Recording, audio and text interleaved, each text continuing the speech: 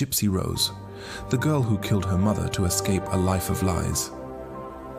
Welcome back to the channel, where we dive deep into the darkest corners of true crime and real-life horror. Tonight's story isn't fiction.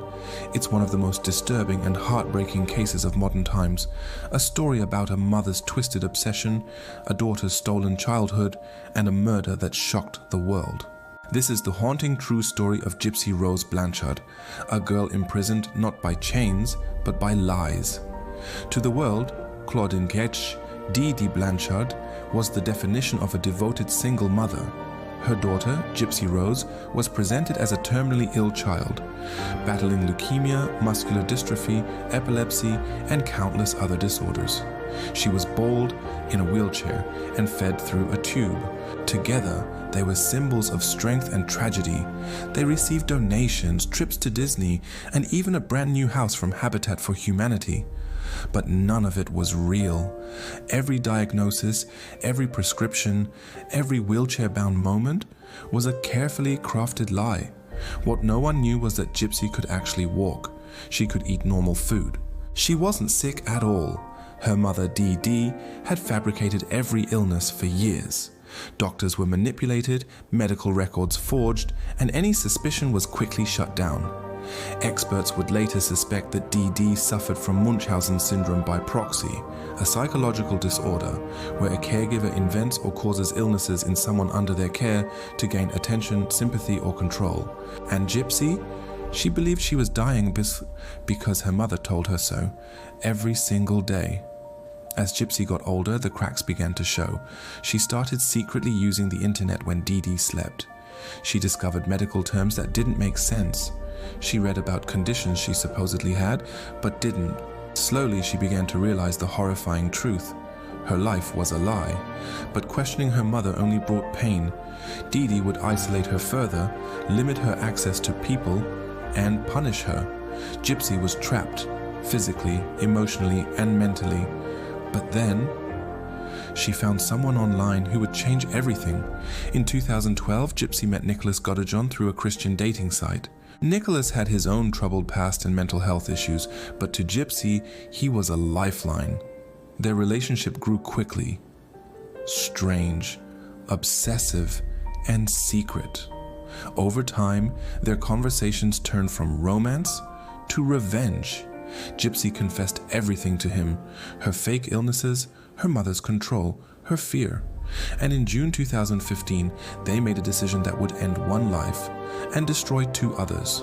On the night of June 10th, 2015, while Dee slept, Nicholas Godejohn entered the Blanchard home. Gypsy hid in the bathroom, covering her ears. Armed with a knife, Nicholas stabbed Dee 17 times in the back. She died in her bed. Her daughter didn't stop him.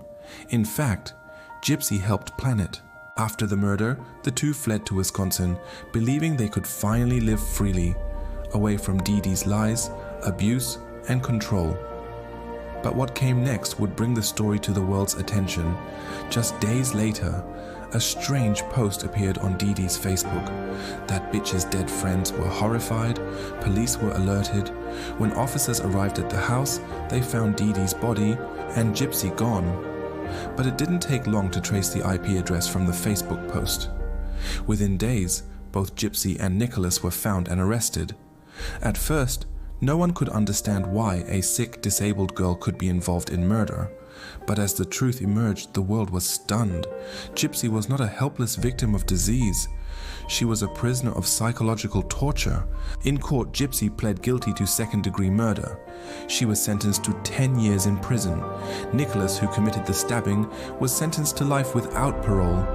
But the case sparked endless debate. Was Gypsy a murderer or a victim finally fighting back? From prison, she gave interviews, now appearing healthier than ever. Her hair had grown. She gained weight. She could walk. She could think for herself. For the first time in her life, Gypsy was free. Today, Gypsy Rose Blanchard is nearing the end of her sentence. She's eligible for parole in December 2025. Her case has inspired documentaries, a TV series, and public sympathy from around the world. Some still question the morality of her actions, but most agree. No child should have to live in the nightmare she endured. Her story is a warning about unseen abuse and the terrible cost of escaping it. Thank you for watching.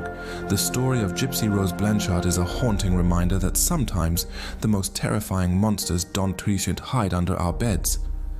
They sit beside us at the dinner table. If you found this story disturbing, eye-opening, or powerful, make sure to like this video, subscribe to the channel, and hit the bell icon so you don't miss our next tale of real-life horror. Until next time, stay safe, stay curious, and remember, the scariest stories are often the ones that are true.